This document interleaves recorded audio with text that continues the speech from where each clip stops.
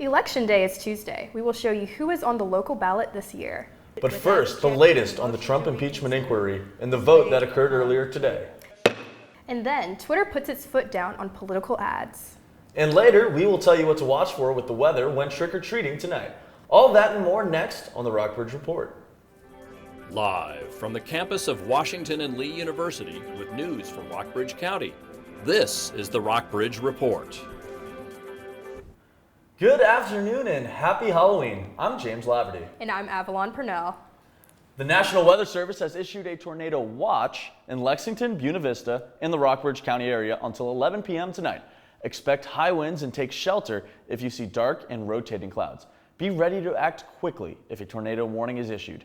Our weather reporter, Lily Mott, will keep us updated. A historic Halloween in Washington, D.C. as the House approves the rules for its impeachment inquiry against President Trump.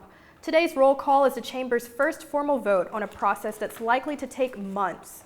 The vote is a victory for majority Democrats, who will control the investigation in the House. Republicans say they were left out of the drafting of the resolution, and the nearly 24 amendments they offered all failed.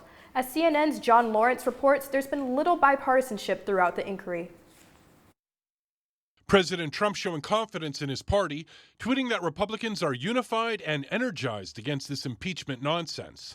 Supporters say Democratic officials haven't been handling this matter fairly. Unlike during the inquiries around both President Clinton and President Nixon, they've denied President Trump basic due process rights and are cutting his counsel out of the process in an unprecedented way. Critics of the president disagree, saying Mr. Trump is in this predicament because of unethical behavior, including his phone call with the Ukrainian president in July. Our current occupant of the White House says, Article 2 says that I can do whatever I want.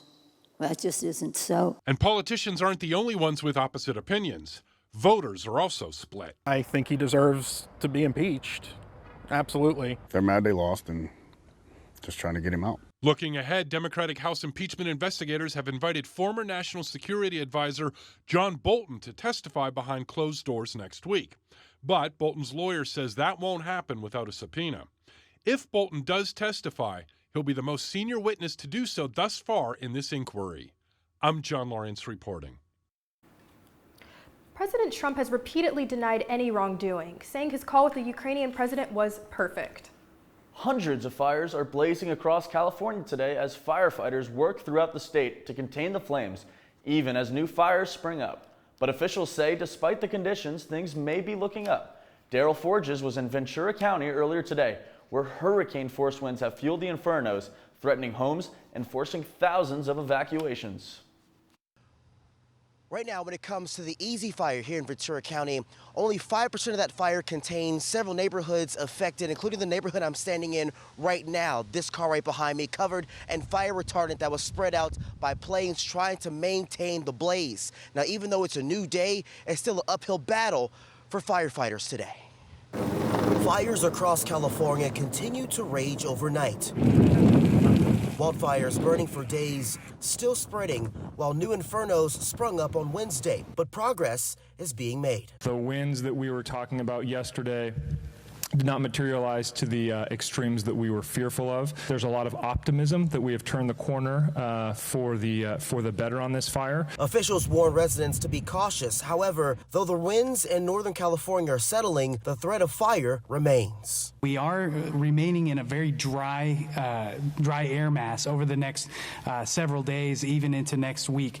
So keep that in mind. Even though this is the end of the wind event, we are expecting to see those continued dry conditions over several days. In Southern California, these winds are not helping. 19 million residents remain under a rare extreme red flag warning as hurricane-force winds have fueled several fires and prompted thousands of evacuations. I'm not scared, but my husband and daughter, they're packed and ready to go. I'm kind of keeping an eye so I can let them know if it jumps the street and goes into the houses, because that's where we live, and it's the wind is directly aiming at our house. Fortunately, residents can begin to breathe a sigh of relief as the winds will lighten up heading into the weekend.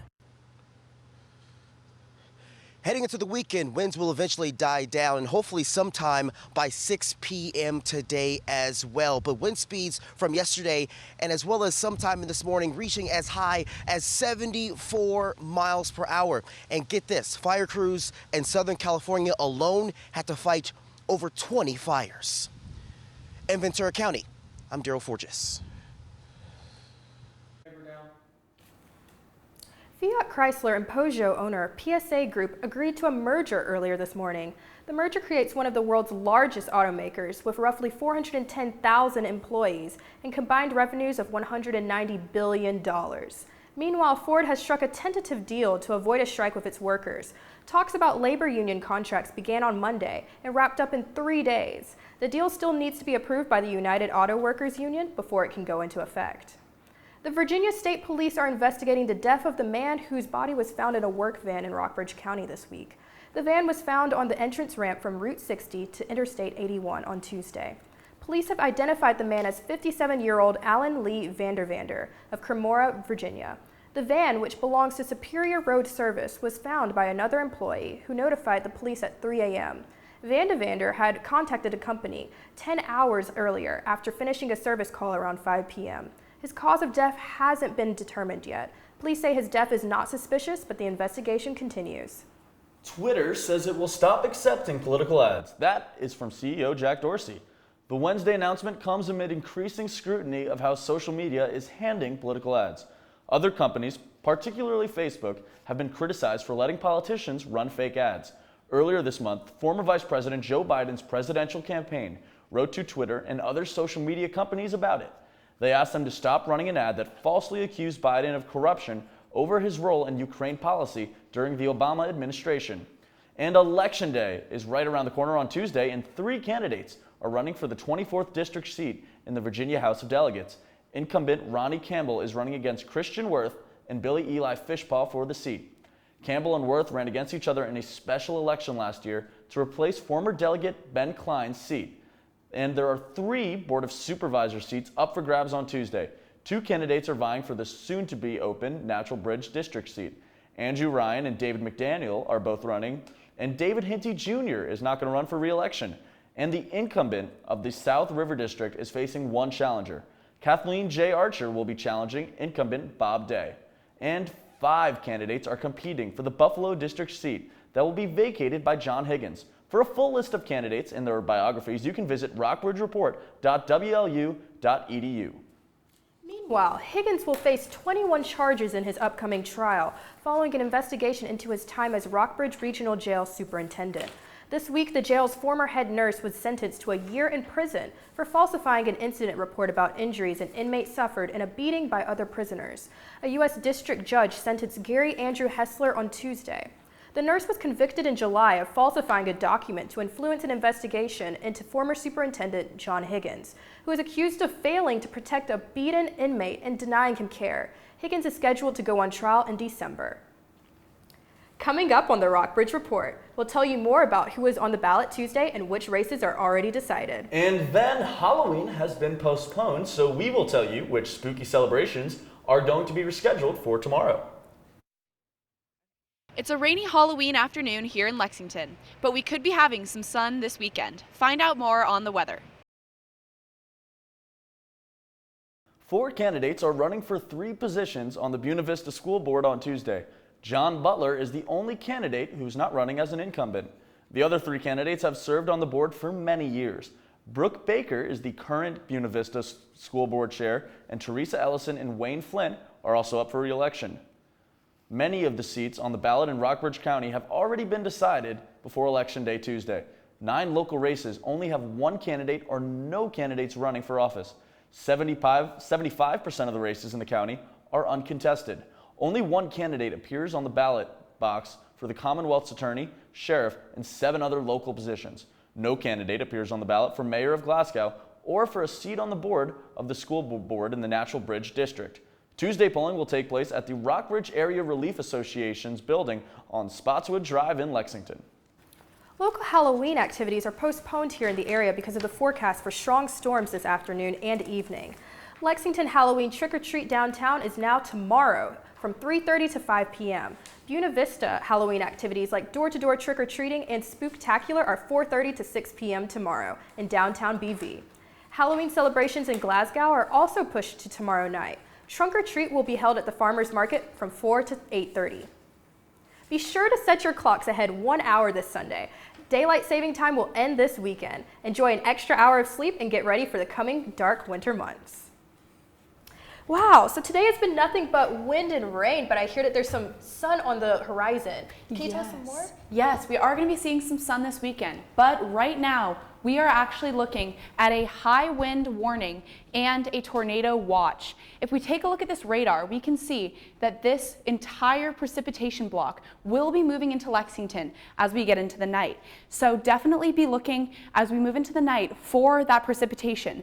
The National Weather Service is saying that you should stay in your house, and if you plan on going out tonight, take caution when driving on the roads. Right now in Lexington, it is 73 degrees. And the low this morning was 36 degrees. The pressure is 29.68 inches of mercury, and the wind speed is 14 miles per hour, so it certainly is a windy Halloween afternoon in Lexington. The humidity is 94%, and if we take a look at the regional conditions, we can see that temperature-wise, we're all in about the mid-70s, but we are seeing some scattered storms throughout the area. Roanoke, we're seeing a couple rain showers down there. Lexington and BV, we are also having some rainstorms. As we move into the 5-day forecast, we can see that there will be some sun on the horizon. Looking at Friday, we are seeing a high of 56 degrees, but that low is only going to be 31 degrees. So while it is sunny, we could be dropping down to below freezing temperatures. Saturday, we're looking at a high of 57 degrees with a low of 32 degrees. Sunday, 53 degrees will be our high, 31 degrees will be the low. And then Monday, 55 degrees will be the high, a little bit warmer, looking at a low of 39 degrees. And Tuesday, we are going to be seeing some showers, but those should just be in the morning. If you're expecting on going out to the polls Tuesday afternoon, maybe bring an umbrella or a rain jacket just to be safe. We are going to be seeing the sun coming back out, but be sure to stay safe and stay dry if you are in Lexington this afternoon. That's all I have for the weather. Now back to you guys. Coming up on the Rockbridge Report, the local timber industry is cutting back and companies blame the ongoing trade war. Reporter Colin Whitmore will report later. And then the latest on your World Series winner and some local sports.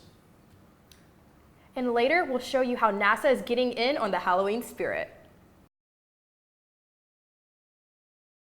The local timber industry has taken a large hit recently thanks to the trade war between the United States and China. Prices have gone down and some are losing their jobs. Reporter Colin Whitmore has the story. Northwest Hardwoods, a national timber company based in Tacoma, Washington, will be closing one of its 2 plants in Buena Vista next month, putting about 30 people out of work. One reason, the company said, is the U.S. trade war with China.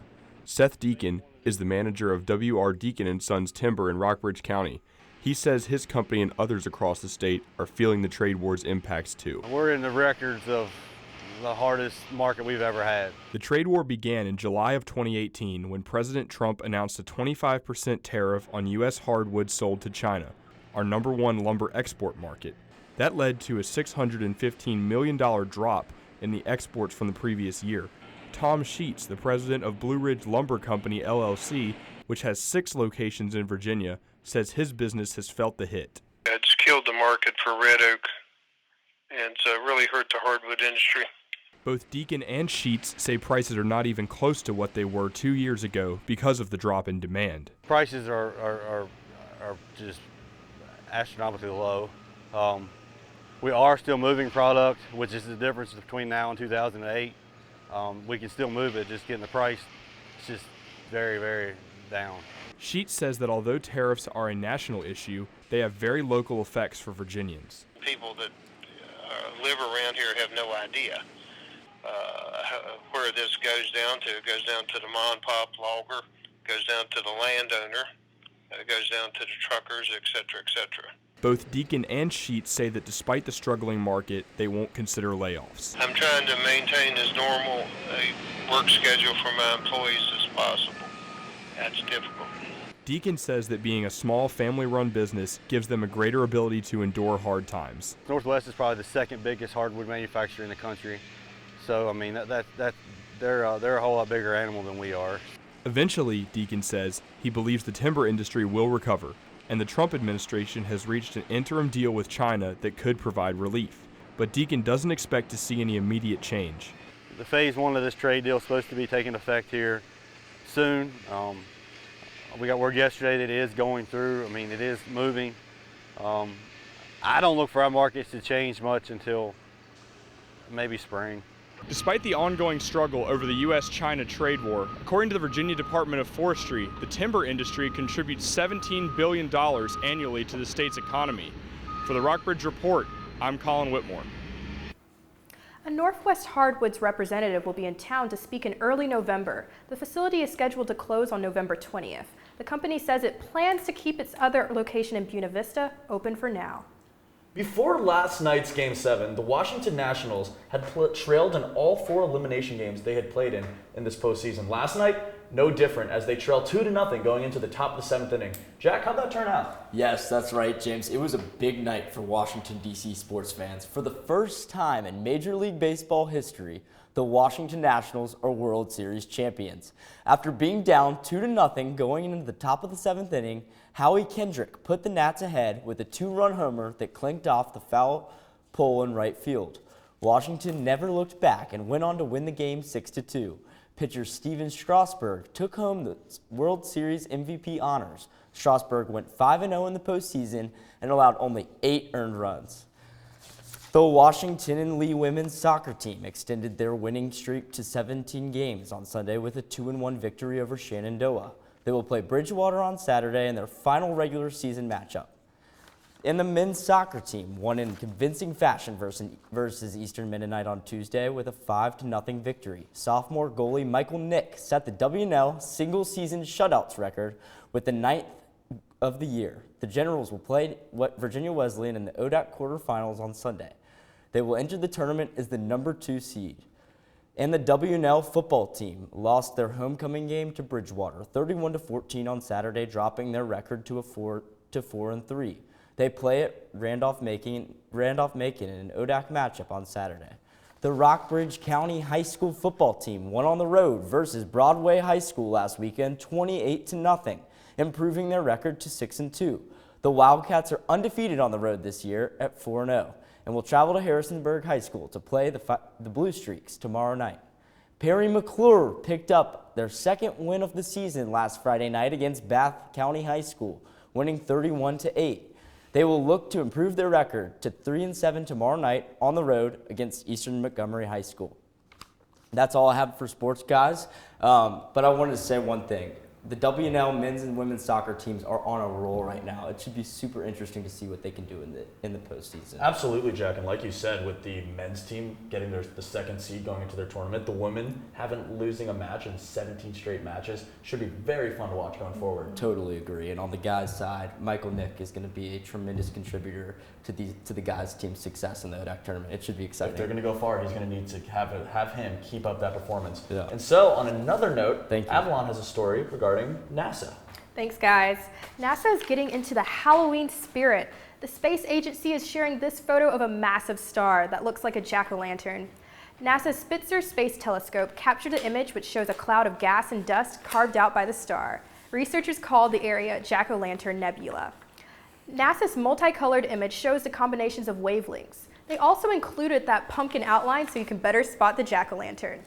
That's all for this evening, and I hope all of you guys have a happy and safe Halloween.